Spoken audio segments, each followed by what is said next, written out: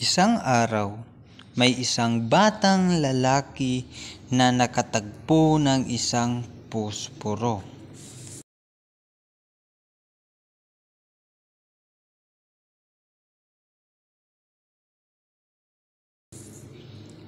Dahil sa pagkakaroon ng bagong bagay, nagkaroon siya ng kasiyahan at tinignan ito ng mabuti.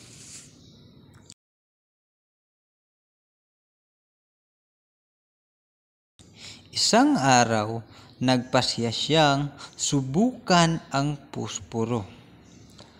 Inisip niya, kung gagamitin ko ito, magliliwanag ang paligid ko. Nang sindihan niya ang posporo, sumiklab ito ng mabilis at nagbigay ng liwanag.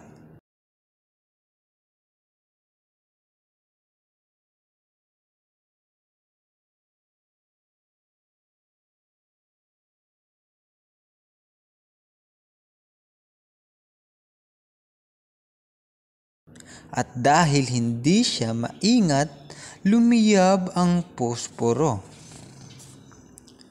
Hanggang sa naubos lahat at hindi na niya magamit pa.